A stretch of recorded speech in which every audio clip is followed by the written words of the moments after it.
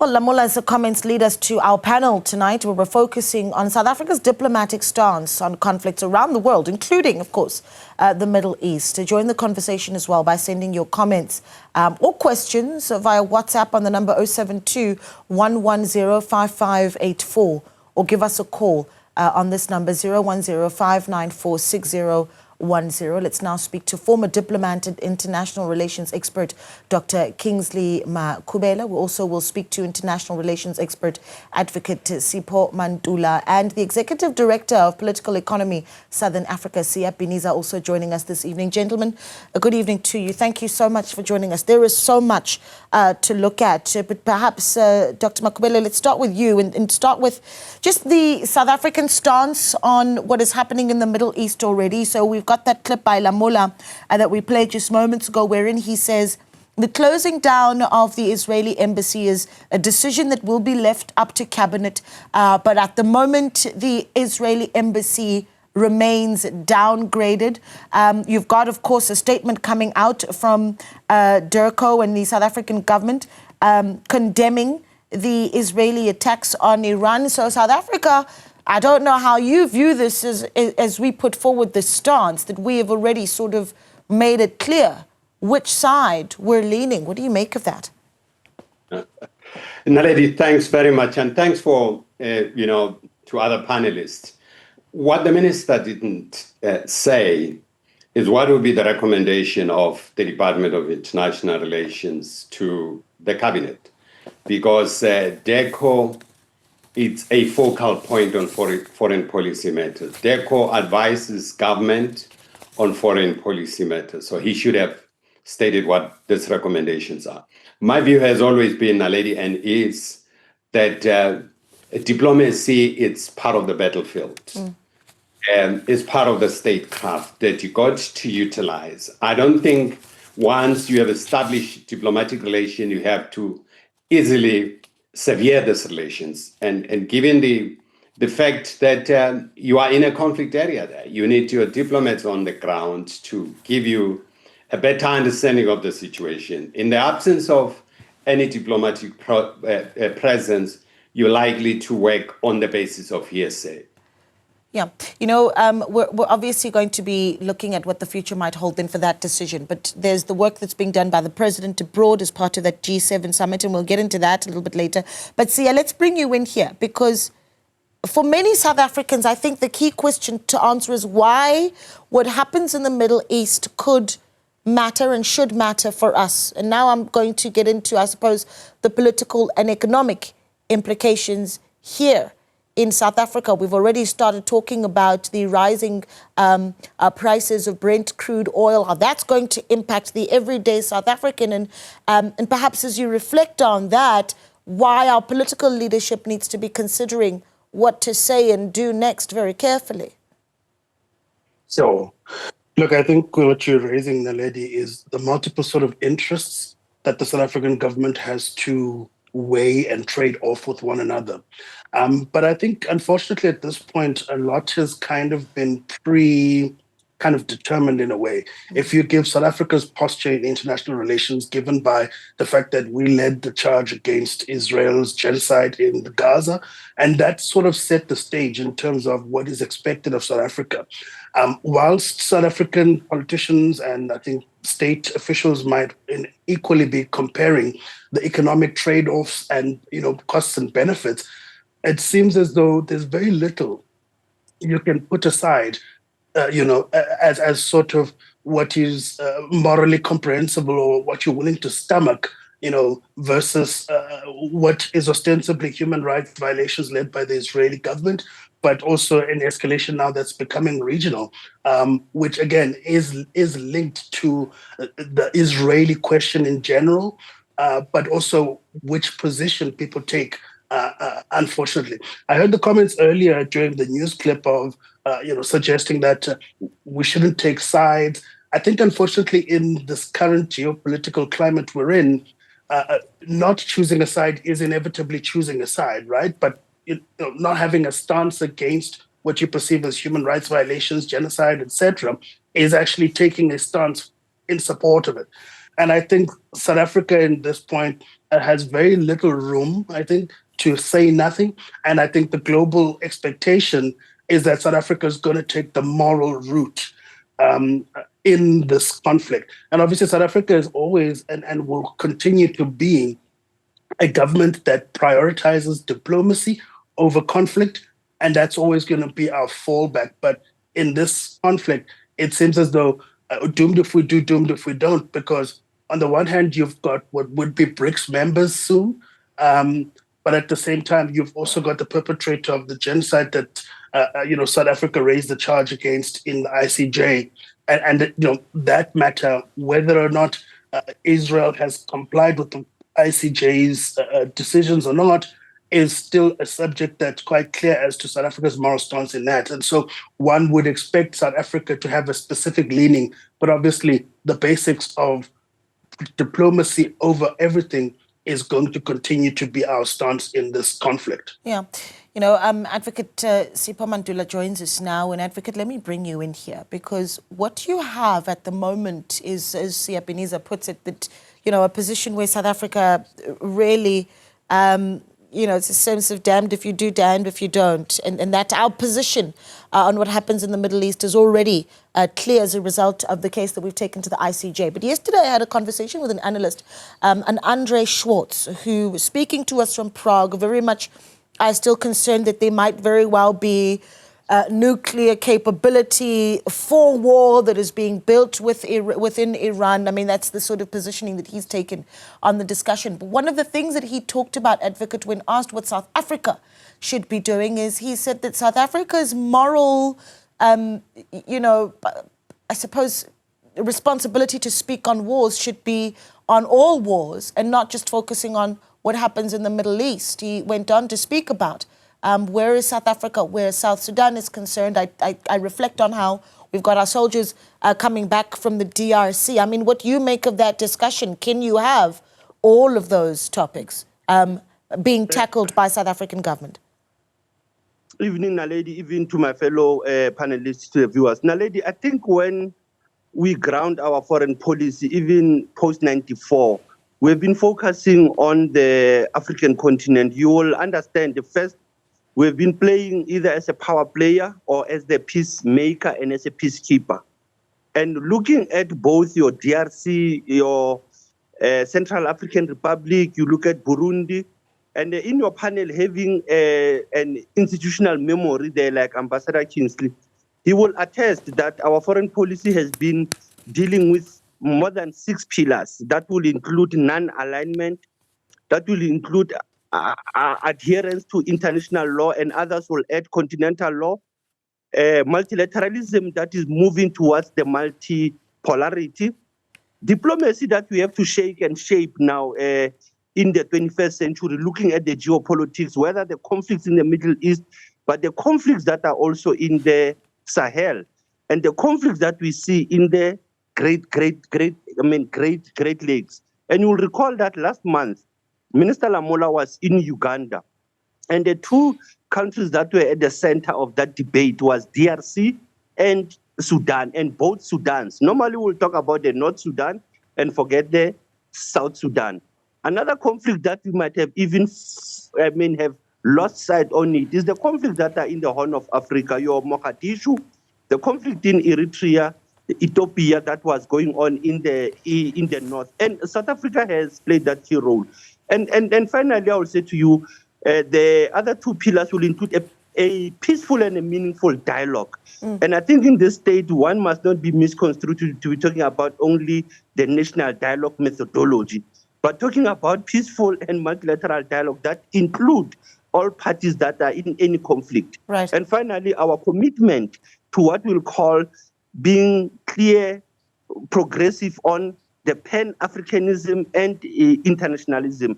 Naledi, those pillars ground us on our road that we are not being seen to be concerned with the conflict in Russia and Ukraine, Israel and Iran, Israel and Middle East, but we have also been seized with all the conflicts that are in the African continent. And in some instances, we are stretched by resources, we are stretched by, in terms of capability, in terms of defense, and at the same time, intelligence gathering. Okay. And I think the last part will include the role of mediators, which should include both women and young people who are almost what I'll call the victims of all these conflicts. Absolutely. You know, we're going to take some calls on this, but what I want to do is start to move the conversation away then from just the perspective of South Africa. You've got Twitter conversations that are taking place. It's X now, of course. Donald Trump has taken to X to comment on what is happening between Israel and Iran. So has Bernie Sanders in the US. We're going to be looking at that as well. And you've got Iran leadership also releasing videos. We'll share some of that content with you. But let's take calls quickly. Chris is in Balito. Chris, good evening. Thank you so much for calling. Yeah, thanks. Talk to me, Chris. Thanks for calling. Can I get in? Yes, you're live. Chris, go ahead. Yes. I mean, if we take into account the events of the First and the Second World Wars, nobody emerged from these two wars and said, I have won. In any war situation, quite often there are no winners. On both sides, there are casualties. And what we leave behind, we leave a trail of destruction.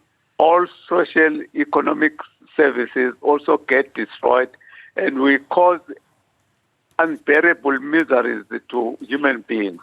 So what I'm actually saying is that South Africa should be praised by nations of the world for insisting that we rather engage in dialogue and negotiation. Okay. And to solve international conflicts through dialogue and negotiations, and not through armed conflict and wars, because these, in the end, bring about no peace, and that is not in the interest of any country, right, and not in the interest of even rich or poor people. Insofar as that is concerned, we are all sufferers. We emerge sufferers. Yeah, Chris, thank you so much. A very strong point there. And it's interesting because I immediately think about the role that South Africa played in mediating the tensions in Ethiopia and the Tigray region through dialogue. Let's take one more caller. Samuel is in Bloemfontein. Samuel, good evening. Good evening. Yes, thank you for calling, Samuel. Talk to us.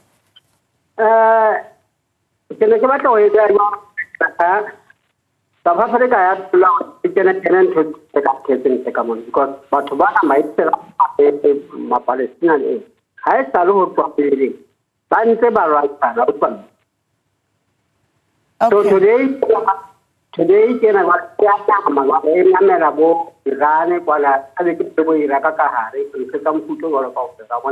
okay. All right. Your line isn't great, Samuel Kidoho. I'm going to release you. I'm going to let you go. But thank you so much for calling. A quick translation there. Samuel, of course, saying that the war between Israel and Palestine has been going on for many years, and perhaps this isn't something that South Africa should be involving itself in. But let's start to look at what the future looks like for tensions between now Israel and Iran.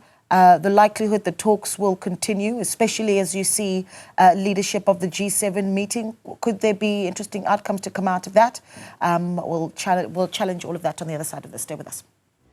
درود میفرستیم به ارواح مطهر شهدا.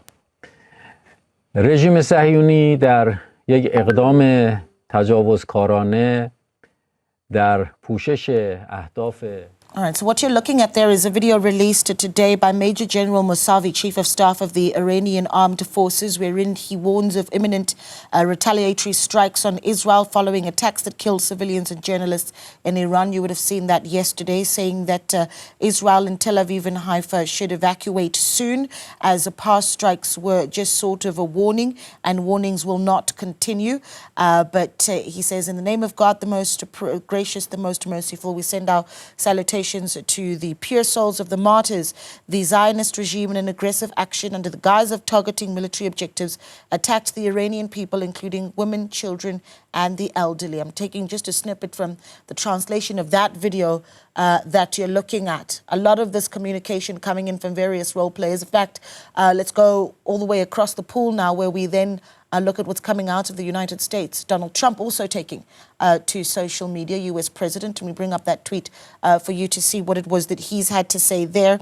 In one post, he says, unconditional surrender he demands. He says, we know exactly where the so-called supreme leader is hiding. He's an easy target, but is safe there. We're not going to take him out, or at least for now, but we don't want missiles shot at civilians or American soldiers. Our patience is wearing thin. Thank you for your attention to this matter. Of course, we'll ask Dr. Makubela if what we're hearing from Trump is a consideration that the U.S., according to Trump, really wanting to enter the fray here. At the same time, you've got Senator Bernie Sanders, who's taken also to social media to say the Constitution of the United States is very clear. There is no ambiguity. It is Congress that determines whether we go to war, not the president. Trump must not take legal military action against Iran. Let's continue to speak to our panel on this. Dr. Makubela, what you make of some of those interactions? You have Iran saying the warnings of retaliatory strikes may not very well be there moving forward as we continue to hit at Israel. Seemingly Trump wanting to enter the battlefield, but getting some contestation from his government. You know, Naledi, President Trump has been blowing cold and hot air. When he left Canada yesterday, he said this war must come to an end between Israel and Iran. And now I've seen a number of tweets that he has sent, but I do know that lawmakers are coming up with a process to tie up his hand, not to unilaterally take a decision to go to war without consulting Congress. And that's going to be the most interesting part of the whole thing. But Naledi, the United States going to war would create serious ramification, not only for the Middle East, for the whole world, because they would go in direct confrontation with the Russians, with the Chinese. China has made it quite clear that what the attack on Iran by Israel has been, they crossed the red line. Now, they never define what is entailing that crossing the red line, but crossing the red line means they've gone further than what is normally accepted. Now, lady, there are two critical risks that we need to look at that would have serious impact on us. I've seen this morning that the Iranians are considering closing the Strait of Hormuz. And they've been in discussion, it seems, with the Houthis to close down the Strait of Bab al-Mandab. Now, the Strait of Hormuz, to put it in context, ladies, to understand that it transports about 30% of the global oil goes through that. And 50% of global oil is in the Middle East, but 30% goes through the Strait of Hormuz. And 20% of global gas goes through the Strait of Hormuz. That's why you're seeing people like Stammer are very much unsettled by the possibilities. The German Chancellor is also unsettled because if they do that, the projection is that the oil prices may possibly even hit $300 per barrel.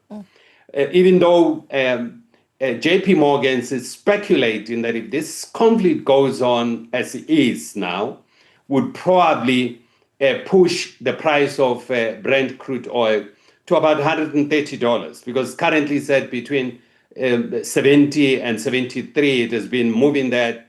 But there have been attacks on the energy infrastructures in Haifa, even in Iran. So it's really going to cause serious challenges. Can you imagine with the amount of money we're paying for petrol now, if the prices were to go high, even for $130, it would be serious burden. And given the challenges of the global economy that is not growing that much, the global debt that Naledi runs at $317 trillion, and the global economy is just slightly growing. The size of the global economy is $117 trillion. So it raises serious challenges in terms of the sustainability of the global economy and the likelihood of unrest in some of the Western countries if this energy crisis is to be compounded by what's going on in the Middle East. I mean, it's an interesting point that you make, because even as we've watched the war between Gaza and Gaza and Israel, many pundits have argued that this is more of an energy war than it is about so much as it is about the land issue. And I don't know what you say about that, Mr. Peniza, because you've got what Dr. Makubela is saying there, the closing of the Strait of Hormuz having massive energy availability implications for all, and not just, surely not just the West, but for Africa as well, but perhaps even for the Middle East? Sure. So I think the conflict in Iran is slightly a bit more complex. In my book, at least, it seems quite clear it's the same playbook that the US went by in Iraq when the US was claiming that they were weapons of mass destruction. Fast forward to where we are today, we know that they didn't have such evidence. We know that the scapegoat of weapons of mass destruction was used just as a way to accelerate the conflict. And obviously, I feel that Israel, being a close ally to the US, is also playing the same book. It doesn't make sense to me why President Trump would, on the one hand, try to promote peace and a solution to the Russia-Ukraine conflict, but at the same side, be interested in getting a US involvement in the Israeli-Iranian conflict. And so there's a lot of issues obviously involved.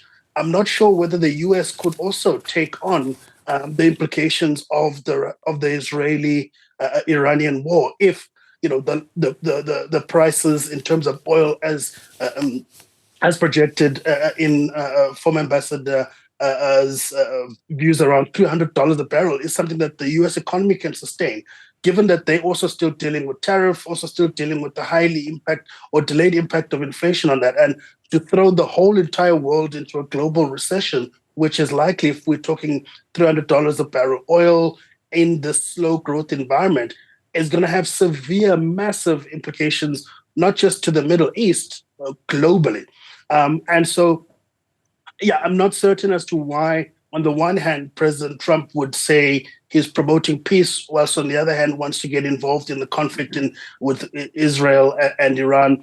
And again, it seems to me it's the same playbook we've seen the US use with weapons of mass destruction, with these suggestions that supposedly Iran has, nuclear weapons and bunkers so deep that they've survived the first week of shelling, and that, they're at around 900 meters below the ground, and that's why they're not accessible or they're not been affected thus far due to the current bombing.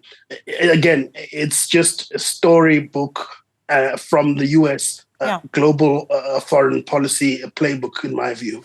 Advocate Mantula, just how much power does US President Donald Trump really have here in getting the US involved? You got Bernie Sanders, the senator, who says it is Congress that determines whether we go to war, not the president. He must not take the illegal military action against Iran. Could he go around Congress? Naledi, that cannot happen. But as we have seen the Trump administration, as my fellow panelists have said, how America is viewed and how they've been playing this script out. I think for the US is to also undermine the international law, is to undermine the United Nations Security Council, because all threats of war, as even the viewers and callers have raised this issue of the plight of humanity, and America not understanding that the same plight that we see of Iraq and Iran playing out is the same of undermining, like I've said, the international law. And for him to undermine Congress also will be also to be casting doubt to the electorates in the US. But what is also important, it is the role of also the International Court of Justice. It will also be important to look at the UN Security Council P5, because normally when you have such incidents, you have back-to-back meetings that others are clandestine, secret meetings going on. But how do we protect the US? And like you have said, this G7 meeting that is happening in Canada, it is also another opportunity to try to change the minds of people like Trump about reminding him about silencing of guns globally, not only in Africa, but also silencing of guns in the Middle East. Yeah, I've said this a few times, President Cyril Ramaphosa really spending a lot of the time in an unenviable position. And once again, there he is in this meeting. And I wonder what you three gentlemen would, write the script for him to say as he speaks to some of his counterparts in Canada. But let's quickly take some calls. 0105 9460 10. Muluki is in Mahikeng. Muluki, good evening. Thank you for calling. Good evening, ma'am. Yes, Muluka, thank you for calling. Talk to us. We're listening. Am I on air? You are on air, sir. Yeah. Look, we realize the geopolitical implications of this war. But us here in the South have our own issues. And we should not have our finger in the war pies of other countries. Whether it's the Ukraine, the DRC, Gaza, and now Iran. Okay, but you're listening to the TV as well. So, Muluki, I'm going to let you go, but I think your point is made that we have our own issues here in the South and that we need to perhaps stay this one out. Let's take a short break. When we come back, what is it that the president says at a time like this? In a moment. Welcome back. We continue as we look at the matter of the rising tensions between Iran and Israel, and we look at what it is that South Africa needs to be contributing to that bigger global debate, if at all, as some of our viewers have commented, that we need to be rather staying out of it. But let's take a look at some of our other viewers and what they had to say via WhatsApp. Tharman Naidu in Alberton says, good evening. If the world's superpowers can't do anything, South Africa is even wasting time making comments. Okay, Tharman, thank you so much for that. Shange A in Mangozi says, South Africa has just been embarrassed by the M23 rebels in the DRC. There's no role that can be played by SANDF. They're weak and ill-equipped, only a moral support. But we can't risk a weak army in a serious war. Agnes Mapela says, please, South Africa, don't touch Israel embassy. Distance yourself from whatever is happening. When you were sidelined by USA, no one helped you, everyone for himself. Please move away from Israel. When Saudi Arabia is not involving themselves to support their own, but why South Africans? Agnes, thank you for sending in that message. Sibuleke says, good evening, Naledi. South Africa is, by extension, Africa. Economic ties with the West is essentially limiting it from independently expressing itself on such clear violation of international laws. At extension, such an important one. Dr. Makubela, again, the president in an unenviable position. And you know, he obviously represents us at this G7 meeting as president of the country, but it is not unknown that as president of the ANC, there are also certain political stances. What is it that he says? And you hear that one WhatsApp that coming in there from the viewer who says, South Africa is by extension Africa. He's the only African leader that is there at the moment. Naledi, you know, there's a misconception that countries must always be neutral. There's nothing called neutrality. You are neutral on issues to the dispute, but you can't remain deaf to issues that are causing mayhem and loss of life. You have to take a stand in terms of your position to say the death and the killing must stop. So that's a position. You then become neutral on issues that are causing the dispute. That's how we deal with this issue. But the president, there are two issues that are on the agenda of the G7, Naledi. It's a question of global conflicts and the energy security. But I'm speaking about the global conflict because it's part of the G20 program that will come from the G7. So there's some level of continuation that the president needs to manage. But when you look at the agenda of the G7, the only country they've invited that they're interacting with is around Ukraine. There are other global conflicts that are taking place that are really decimating life. I don't know who is the president going to invite. Being in Africa, the expectation will be that he invites countries from the Sahel in East Africa that are involved in the conflict in the Horn of Africa, and to really try to have a dialogue and expand this notion that a conflict that requires attention is the only conflict in Ukraine and in the Middle East. He needs to broaden that. Yeah. I think there's a challenge that he has, but this is not his only stable. He has other people in the stable who are going to be very resistant to the issue of including Africans because, you know, they're looking at money. It's going to cost money to do that. South Africa would have to represent the continent in this respect.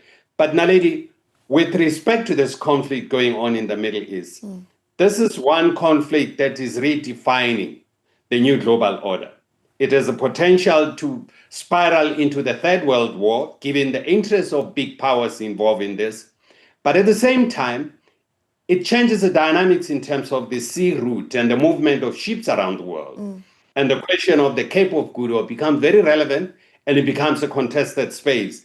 I have in the past raised the question about why the fight around Simon's Town naval base, which is huge with big capacity.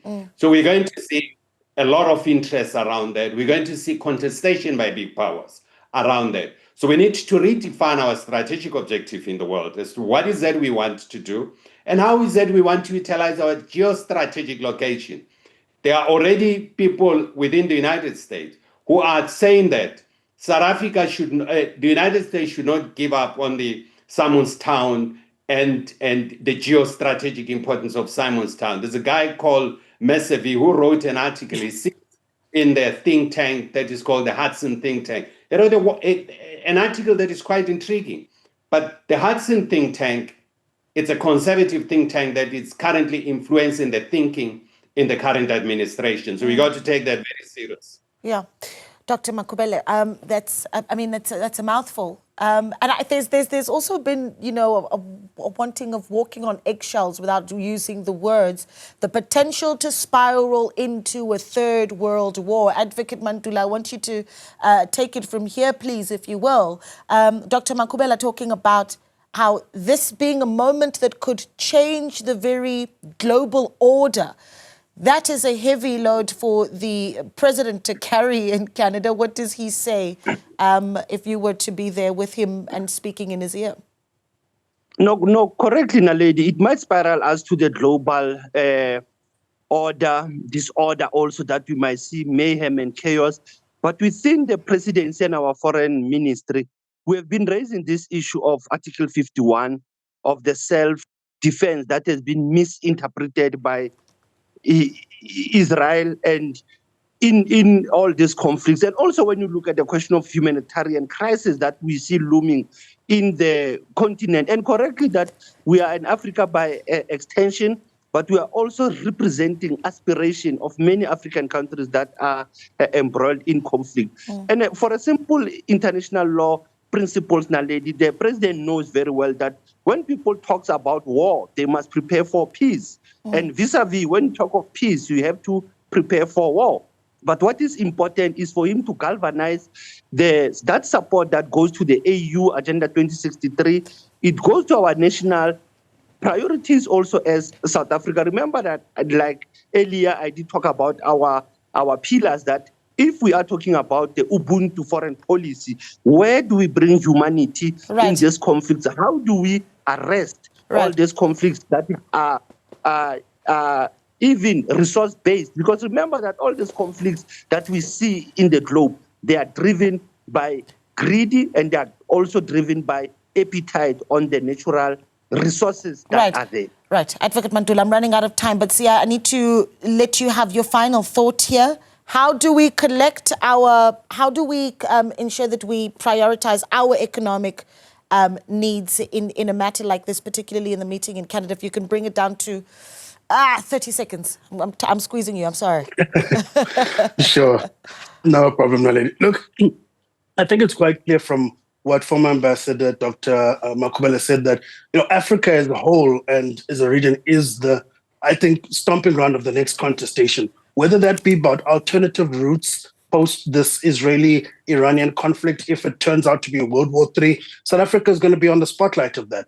Whether that be in terms of energy security, the Middle East holds the carbon energy security of the past. Africa is where the minerals and critical minerals are found for the energy security of the so-called future that, the global just energy transition is trying to usher in. Yeah. Fortunately, for the sake of President Ramaphosa, he's not alone. He has to split the G20 into two. Those who are still following the footsteps of US and partnering with countries like Canada, the UK, as well as Germany, who more recently have started to see the light when it comes to Israeli-related issues. And so he needs to play that against the dominant influences such as the US in order to broker peace in the G7 discussions. Yeah, it's an interesting perspective. Gentlemen, it's been such a pleasure speaking to you, and thank you so much for availing yourselves. Sia Beniza, Executive Director for Political Economy, Southern Africa. Advocate Sipho Mantula, apologies for that, International Relations Expert, Dr. Kingsley Makhubela, who's a former diplomat and international relations expert himself. Let's take one last caller. Sifudi is in Randfontein. Sifudi, good evening to you. Now, lady, good evening to you and your guests. Thank you for calling, Sifudi. Talk to us. The global dynamics are becoming trickier day by day. But I would like to call out China and Russia. Where are they? They shouldn't be pedestrian in this bigger game that is being played by the Western nation. To me, I say Africa is not yet ready for this global dynamics because we are unable to leverage what we got. We are not unable to present a united front until we divorce ourselves from the francophone, anglophone, and the lusophone and maintain the real Africa and fight back and unite ourselves. All right. We are going to be continuously divided. Right. And Sifudi, good evening to you. Good evening to you, Sifudi. Sifudi says unite Africa first, calling in from Randfontein. It's been an interesting discussion, certainly. But stay with us on Newsfeed PM, the late edition. More news on the other side of this.